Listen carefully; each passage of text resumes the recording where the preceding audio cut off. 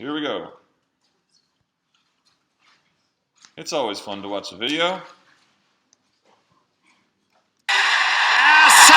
Paul ist der Schnellste aus den Blöcken. Jetzt kommt er. Und jetzt ist Usain Bolt nicht zu halten. Nein, er gewinnt.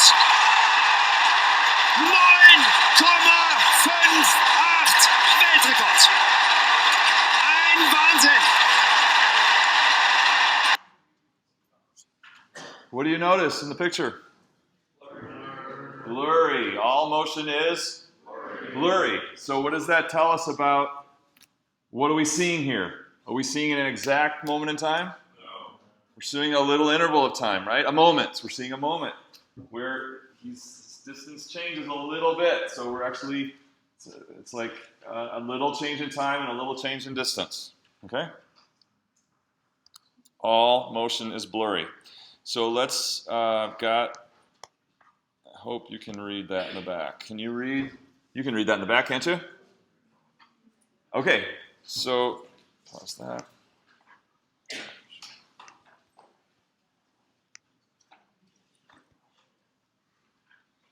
Okay, so suppose f, the function f, relates Usain's distance from the starting line, dependent variable, to the time since the race started, independent variable.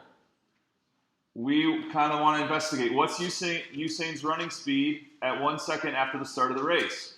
By zooming in on the displayed graph of f near x equals 1 second, we take it to be linear over the interval from 0.99 seconds to 1.01 seconds. We imagine x increasing from 1 second to 1.006 seconds. Here's that. Okay? Over here. So we imagine time increasing from 1 second to 1.00 seconds, and note that simultaneously his distance from the starting line changes from 3.488 meters to 3.525 meters. There are 6 items here in blue, and for each of those 6 items, you're going to identify the values associated, value or values, how it's represented symbolically, and how it's represented on the display graphs. Okay, so you're going to take time to we really want to understand the meanings of these things and know, like, given a situation, do we know what all these 6 things are? And maybe there's 1 or 2 more that if you TAs, you can come up with something else that we could identify that I didn't think of. But these are the main ones. So take 5-10 minutes, get someone to work with. For each of those 6 items, you're going to do A, B, and C. What's the value or values? How's it represented symbolically? And how's it represented on the graphs? Okay, really important activity. Go.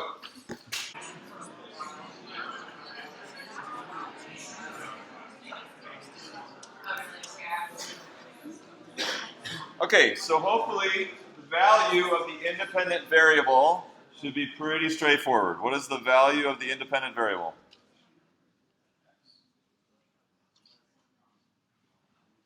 In this situation, the value of the independent variable. It's not a distance from the starting line. Okay, it's time. 1 second. X equals 1 second. That's what we're focusing on, what's happening at x equals 1 second. Okay? How does that show up on the graph? How does that show up on the graphs?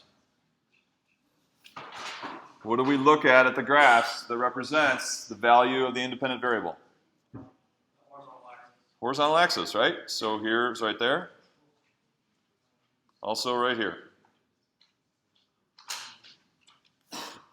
X equals 1 second. So a really important thing that you have to distinguish and always know the difference between is the value of a variable and the value of the change in a variable. That's something that students don't distinguish. So we've got variables, they take on particular values. We also talk about the change in the value of a variable. So the value of the independent variable x equals 1, that's a particular value of x equals 1. All right? But important in this situation is also changes, and we'll get to those in a second, okay? What is the value of the dependent variable in this situation? He wants 3.488. Yeah, and how can we represent that symbolically? Okay. There's something much better than y. Yeah. F of 1. And that value is 3.488 meters.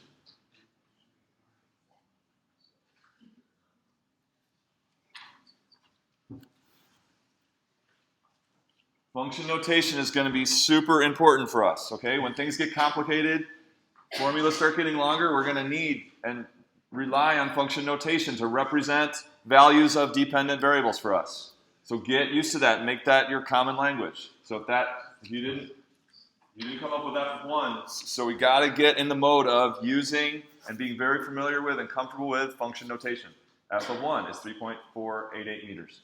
Okay? How does that show up on the graph? So values of the dependent variable. Where do we see those values? Right before the end. Where do we look on the graph that would y-axis, vertical axis, right? So so it's 3.488, something like right around here. This is how you see f of 1 represented as this value on the y-axis. And also here. Wherever that is. F of 1.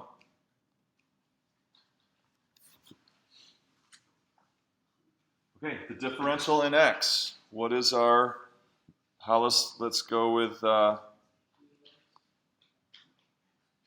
what's symbolically the differential in x?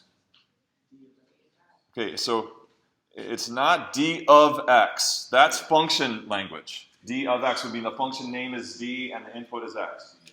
dx, just dx, not d of x. dx. Okay? What is the value of dx here?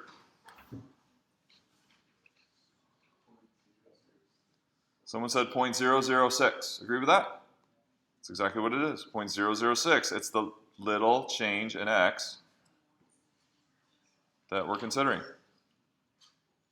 Actually, so dynamically, it's taking on every value. I'm showing it here, it's taking on every value between 0 and 0.006.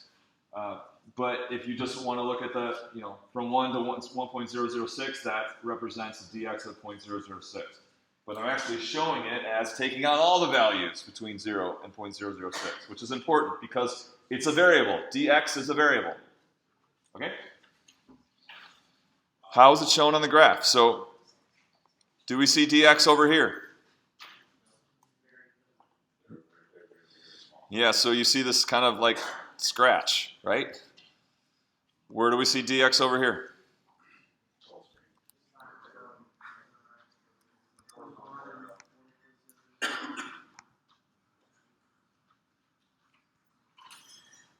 So let's go ahead and freeze it here. So where do we see dx? So you've got to distinguish between the value of a variable and a change in the variable. The value of the variable we're looking at is what? 1. X equals 1. Boom. Value of the variable. The change that we're considering is? 1 minus 1.06 minus 1, so 0.06. The change, we're looking at a change of 0.006. A change in time. A very small change in time, 0.006, which is this right here. Okay, differential in y. Symbolically, it is dy. dy. Okay, so it's going to be the little change in distance associated with this little change in time, and it's going to be 3.525. minus 3.488, which you guys calculated as what? 0.037? Thank you. How many, the change in y, and where does it show up in the left graph? Where does dy show up in the left graph? It really doesn't, right? We're zoomed out too far. Where does it show on the right graph? This little vertical segment here is showing at dy a change of 0.037 meters. Okay, what's the moment in question? The moment in question. So we don't really have like specific defined symbolism for the moment, okay? Because you can choose different moments that are all valid, but the one that we kind of alluded to here is, and in the graph, is what? Does it have to do with the 1 to 1.006? No. What is it? Yeah. Right, so we said by zooming in on the display graph near 1, we take it to be linear over the interval from 0.99 to 1.01. So I'm showing is pretty much the whole x-axis here. So that's implied, that's what we're alluding to as the moment that we're looking at. So I can kind of do it like this.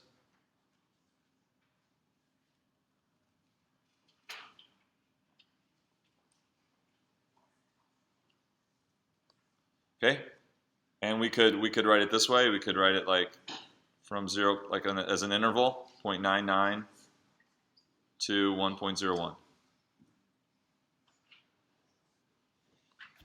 So dx varies within the moment. Dx, so we choose this moment. We're sufficiently small to have a linear, constant rate of change, and then within that moment, then we think about dx varying. That's why I had the animation going, because dx is a variable varying within the moment. Okay? Varying within the moment. Okay?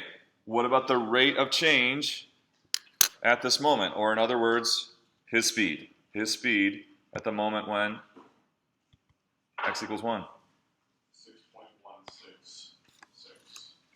6.166. Same thing? So tell me. Well, do f of 1.01 minus f of 199. Okay.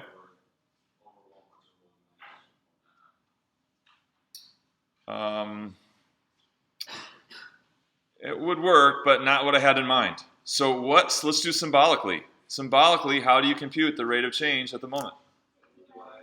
Yeah, so dy over dx. So that's,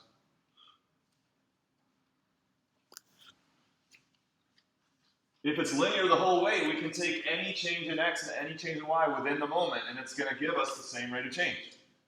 Okay? We don't have to use the endpoints of the moment. It's because we're considering it to be linear, considering it to be constant rate. So we're going to do as dy over dx, and then that's going to be 0.037. So this calculation is probably the least important part, but it'd be nice to have a number, okay? So, but in all this stuff, the identification of things is way more important. And what do we get for this meters per second again? 6.167 meters per second. So, how fast is he running? At the moment, 1 second has gone by in the race. Well, we get a little change in distance and the corresponding little change in time, such that we're zoomed in far enough that it's linear, and we can get his rate of change or his speed at that moment, 6.16 meters per second. Okay, questions on all this is really important that when you come to a situation, you know what these different things are and what they mean. Really important activity. Anybody have a question or follow-up? Yes, please. Can we call delta D over T a moment? What is it now? Delta D over T. Delta D over T. So Follow the moment. we're not. So we didn't really define D here. I defined that. I have it on my paper. I define stuff. Right. Okay. So first of all, so we're not. So we're going to get to delta later. Okay, so we're talking.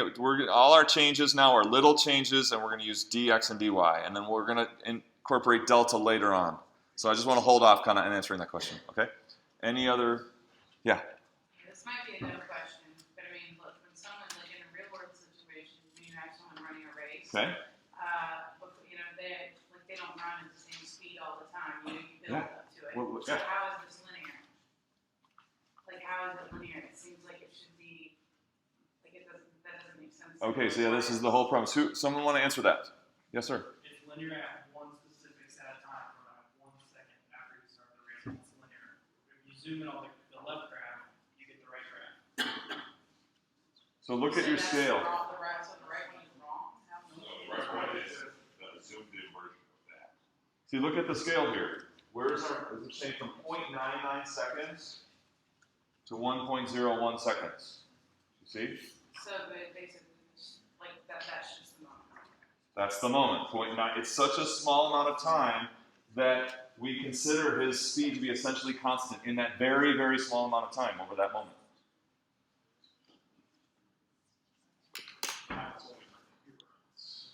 Okay, if we go to 1.5 seconds and we look at a moment around 1.5 seconds, it'll be a different constant rate because his rate will have changed in that half second. But the whole point is, if you zoom in close enough, and I'll do it in a second, if you zoom in close enough on any part of this curve, you essentially get a linear graph. So you can assume that he's essentially running at a constant rate over a very small period of time.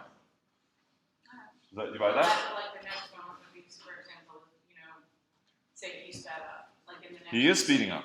But I mean, like, maybe, like, if you want to, like, the next moment would be, like, when he speeds up, like, when he's accelerating, or, like, once he's accelerated. We would pick a different time. So say pick like 1.3 seconds now is our focal time. Now we're going to look at a moment of time around 1.3 seconds. The constant rate of change in that moment will be slightly greater than this. Because it's a little bit 0.3 seconds later. Okay. But let me show you on the graph. Before I erase and move away from this, any more questions? Yeah. We didn't symbolically represent the differential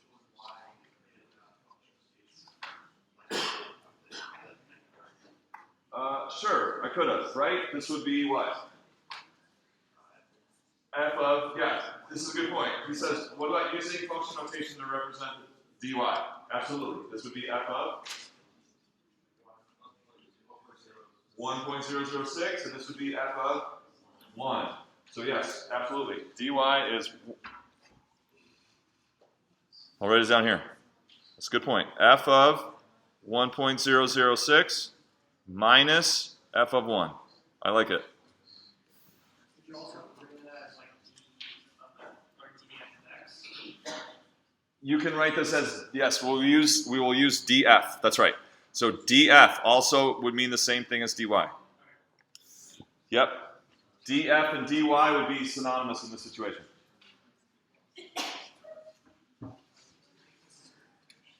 Okay? That's good. Good point. Any further comments, questions? So let's just see how this works. She's asking a valid question. He's speeding up. How can you say his rate of change is constant? He's speeding up, right? And that graph shows it. Right? He's speeding up. So let's just see it in action here. Ready?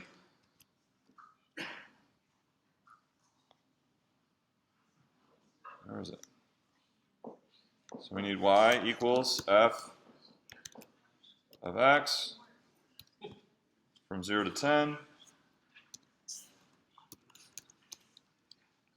Okay, zoom out.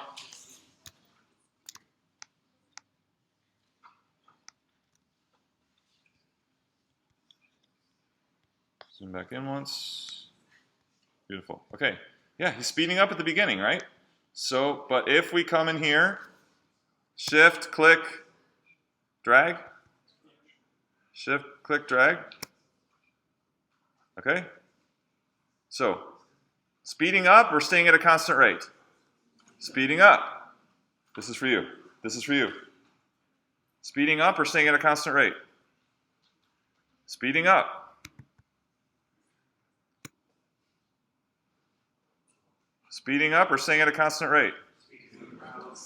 Yep, still curving upward. Look what happens when you keep zooming in on the point in question. So in this moment of time, speeding up or virtually a constant rate? Virtually constant. Virtually constant. So that's what. So if we want to know the speed at a moment, we need to make the moment small enough. We need to make the moment small enough. And then we get essentially linear graph for a very small part, and we can talk about now a rate of change at this moment.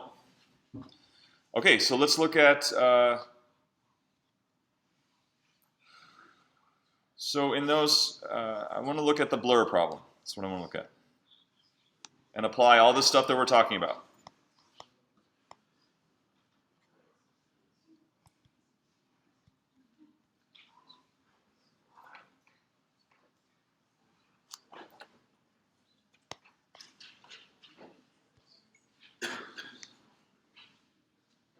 Perfect. Okay. So the photo is taken. The camera shutter is open for 1/20th of a second. What is that? 1/20th of a second. What is that? No. We're identifying with symbols, right? What is 1/20th of a second?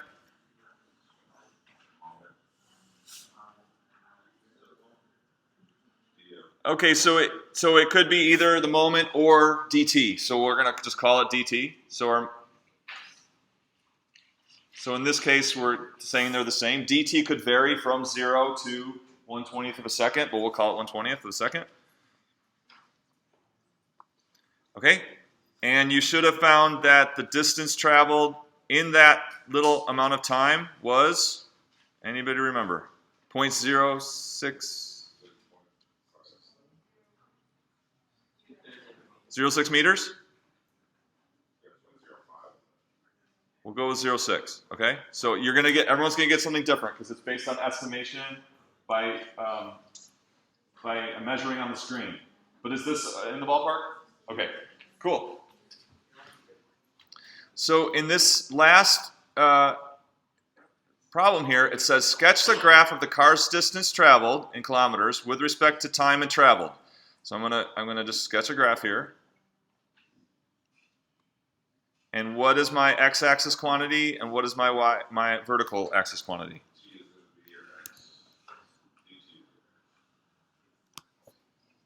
T or D?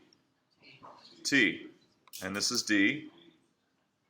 And it says that given that the car had traveled 35 kilometers up to this point when the shutter opened, how can we represent this on the graph? The car had traveled 35.7 kilometers. How can I represent that? Horizontal axis or vertical? Vertical. Okay, so somewhere along here is 35.7.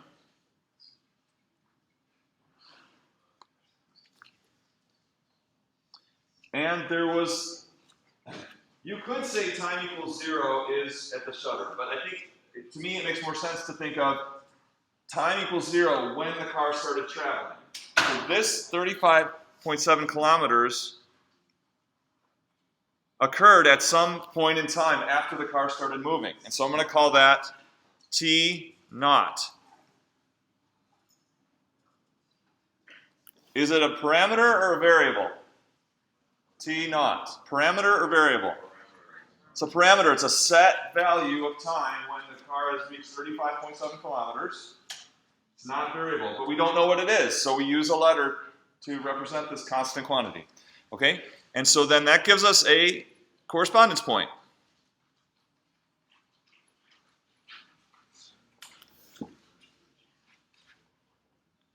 And now, this is when the shutter opens. This is the moment, not the moment, the exact value of time when the shutter opens.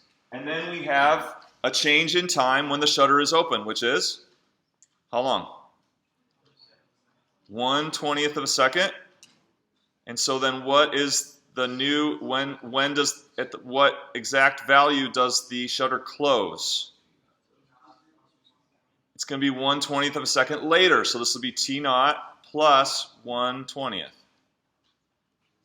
And how much distance changed in that 1/20th of a second? What was the change in distance?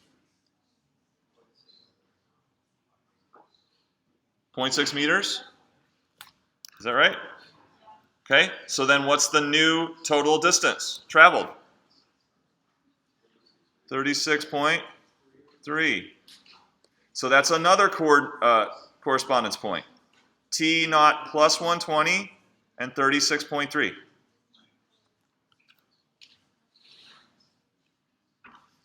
If we're considering this to be a moment, then what is the displayed graph like between this correspondence point and this correspondence point?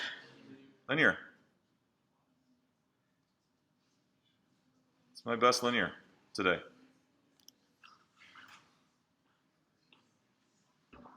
Okay? So this is, again, this is like the same thing we did earlier in class, is practicing taking this information and getting into a graph, getting it into symbols. T naught is when the car was 35.7, 1/20th of a second later. It's, the change is, here's your change right here. So you got your 1/20th, do it in blue. 1/20th. Oh, guys, we still got a couple minutes.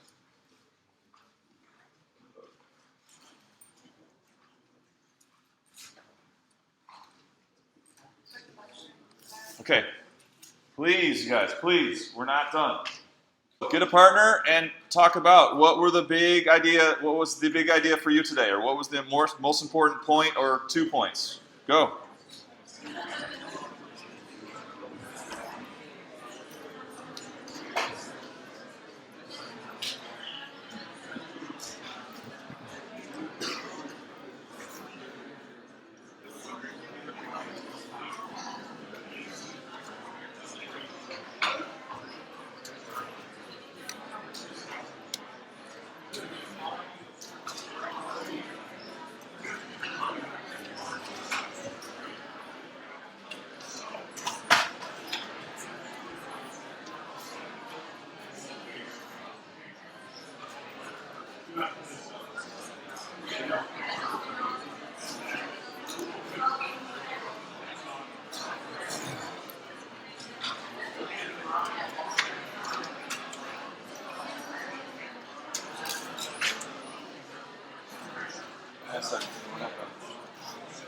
Okay, so listen up.